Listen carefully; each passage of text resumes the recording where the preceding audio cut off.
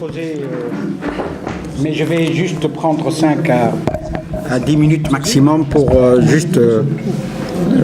vous donner les éléments de mon analyse. Moi, ce qui m'intéresse dans la loi, je ne vais pas parler de la loi de finances 2019, vous avez compris, les hypothèses, où l'exposé de Sinourdine a vraiment bien traité la question sur les faits et sur l'entreprise. Bon, il est contre les distorsions, j'espère qu'il est aussi contre les distorsions entre l'impôt sur les salaires et l'impôt sur les dividendes aussi, parce que c'est un petit scandale en Tunisie, cette distorsion-là. Moi, je vais parler de toutes les lois de finances depuis la Révolution et du problème de la dette publique, que personne ne soulève actuellement. Et pour ce faire, j'ai besoin de traiter trois points. Le premier, c'est que tout le monde parle du déficit budgétaire. Or, quand on analyse le budget de l'État, il y a d'autres soldes qui sont beaucoup plus importants que le déficit budgétaire. Pour le déficit budgétaire, non. Pour les économistes, il y a d'autres soldes qui sont plus intéressants. Parce que le déficit budgétaire, on le calcule, y compris les intérêts de la dette. Les intérêts de la dette sont compris dans le déficit budgétaire, mais le remboursement du principal de la dette n'est pas compris dans le déficit budgétaire. La deuxième chose, c'est qu'on a besoin aussi de calculer ce qu'on appelle un solde primaire. Et ce solde primaire, c'est le déficit moins les intérêts.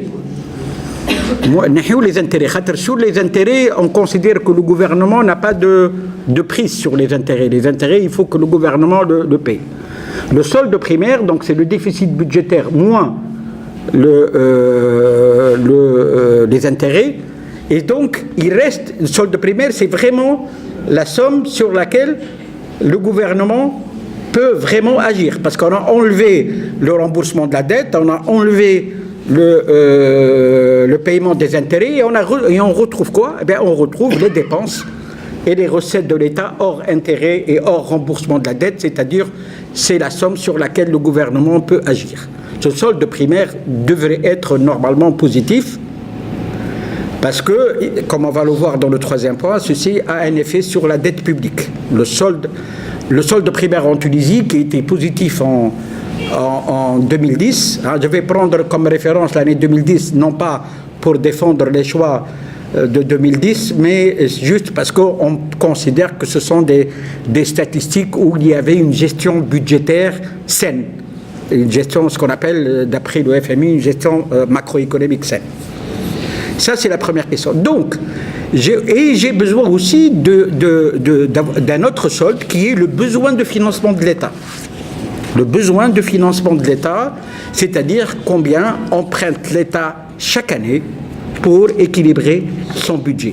Voilà donc les éléments, les soldes qui sont, à mon avis, pour l'analyse économique, sont beaucoup plus importants que le simple déficit budgétaire. Alors, on a un surplus primaire qui est négatif. C'est mauvais. Il faut qu'il soit positif, ce solde primaire, pour pouvoir réduire la dette. Parce que si votre solde primaire est négatif, c'est-à-dire que la dette va nécessairement augmenter. Deuxièmement, le besoin de financement de l'État, 3,9% pour le déficit budgétaire, mais le besoin de financement de l'État représente 10% du PIB.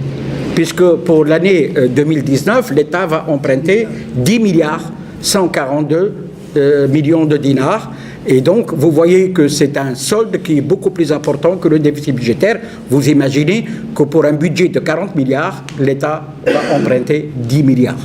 C'est-à-dire que les emprunts représentent à peu près 10% du total du budget, 25% du total du budget et 10% du total du PIB. Ça, c'est le premier élément sur lequel je voulais intervenir.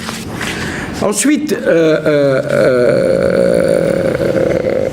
alors, on peut expliquer cela.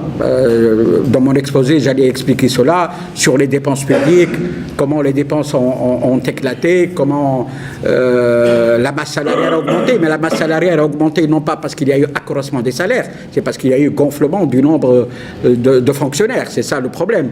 On ne peut pas dire que tous les débats qui consistent à dire il faut que le JTT ne revendique pas une augmentation de salaire parce que la base salariale a énormément augmenté, on ne peut pas rendre responsable du JTT de l'accroissement de la masse salariale parce que cet accroissement-là est dû à l'accroissement du nombre de fonctionnaires et non pas à l'accroissement des salaires. Et quand le JTT demande un accroissement des salaires à un taux inférieur au taux d'inflation, c'est un acte de patriotisme parce que récupérer le taux d'inflation n'est pas une augmentation de salaire, c'est juste une façon de redonner aux salariés son pouvoir d'achat. Ça, c'est au niveau des recettes. Là aussi, il y a beaucoup de choses à dire sur la fiscalité. Eh bien, qu'est-ce qu'on remarque? On remarque, pour nous, les économistes, le premier indicateur qu'on voit dans les recettes, c'est le rapport impôt indirect sur le total des impôts. Eh bien, ce rapport-là est en train d'augmenter parce que les économistes considèrent que l'impôt indirect provoque plus de distorsions que l'impôt direct. L'impôt direct permet de réduire le revenu disponible des agents économiques, c'est tout. Alors que l'impôt indirect, il est compris dans le prix du bien, et donc quand l'impôt indirect augmente, ceci va engendrer nécessairement de l'inflation. En 2010, on était à 60% d'impôt indirect par rapport au total impôt. Il y a eu une baisse des premières années, mais ensuite on est revenu, maintenant on est à 63%, et parce que l'année 2018, il y a eu l'accroissement des taux de TVA, et donc qui ont fait que l'accroissement de l'impôt sur le revenu, il y a eu un effort extraordinaire en 2018, puisque 5 milliards de plus dans l'impôt. On est passé, je crois, que de 18 milliards et quelques à 24 milliards entre 2017 et 2018, et nous sommes incapables de dire est-ce que cet accroissement de l'impôt direct, l'impôt sur le revenu, est dû est la conséquence de l'accroissement des taux d'impôt, ou est-ce que c'est dû à un effort supplémentaire de l'administration pour pouvoir réduire l'évasion fiscale? Ça, on peut pas le dire. Voilà les quelques éléments Lolani.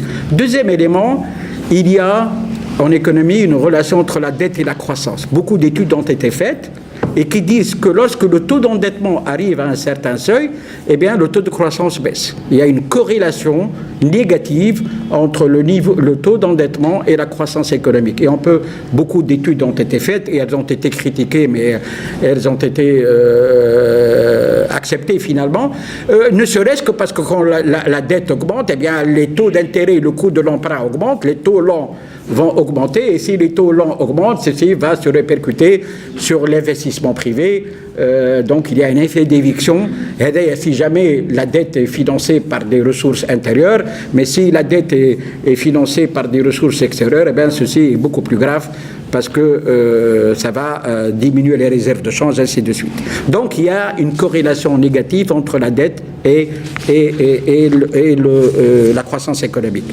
Le troisième point, et je vais être rapide, c'est une question qui va se poser à nous, alors, économistes. Est-ce que la dette tunisienne, la dette publique, est-ce qu'elle est insoutenable ou pas? Le problème de l'insoutenabilité de la dette. Alors, on peut donner deux définitions à l'insoutenabilité. Il y a une première définition à l'insoutenabilité, c'est l'insoutenabilité au sens strict, si vous voulez. C'est de dire une dette est insoutenable quand l'État déclare qu'il n'est pas capable de rembourser sa dette. Mais cela est très difficile parce que l'État est capable d'augmenter les impôts tant qu'il peut, tant qu'il veut, et donc à ce moment-là,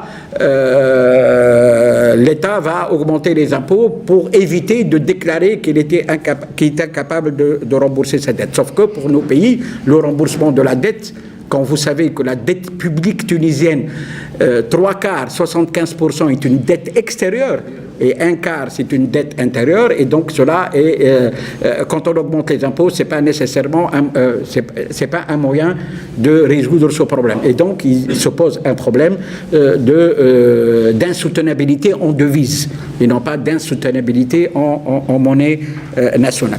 Jusqu'à maintenant, cette première définition de l'insoutenabilité ne s'applique pas à la Tunisie, parce que la Tunisie continue à rembourser sa dette grâce aux emprunts qu'elle contracte, puisqu'on emprunte 10 milliards pour rembourser 9,3. Quand vous voyez les emprunts, c'est 10 milliards 142 en 2019 et le remboursement de la dette, c'est 9 milliards 307. Donc vous voyez que pratiquement, on a exactement le même chiffre. C'est pour cette raison que l'on doit passer à une deuxième définition de l'insoutenabilité qui est moins stricte. Eh bien, on dit que la dette est insoutenable quand le coût du financement de la dette publique croît significativement avec l'élévation du niveau de la dette. Quand le coût de l'emprunt croît par rapport au taux de croissance de l'économie. Et il y a une formule très simple. La dette de l'instant T, la dette de cette année, c'est la dette de l'année dernière, plus quoi? Eh bien, plus la différence entre le coût de l'emprunt et le taux de croissance économique et le surplus primaire. Parce que si le surplus primaire est positif, il baisse la dette. Mais si le surplus primaire est négatif, il augmente la dette. Donc si vous avez un surplus primaire négatif et un coût de l'emprunt qui est supérieur au taux de croissance économique, la dette devient insoutenable. Et là, aujourd'hui, on peut déclarer, je peux affirmer que la dette est insoutenable. Pourquoi? Parce que le coût de l'emprunt, le dernier emprunt de la Tunisie est de 6,75 en devise, donc auquel il faut ajouter probablement le risque de change, moins le taux de croissance, 2,8, 3. Donc on a un coût de l'emprunt qui est supérieur au taux de croissance économique et on a un surplus primaire et négatif. Nous sommes donc sur un chemin d'insoutenabilité de la dette publique, même si on continue à rembourser la dette, et je vous remercie. Voilà. Des débats. Fadl.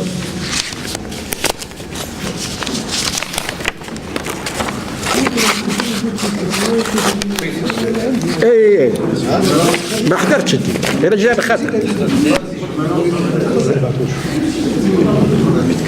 تفضل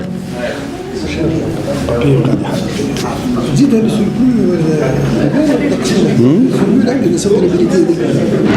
R moins G sur 1 plus G moins SP sur PT YT.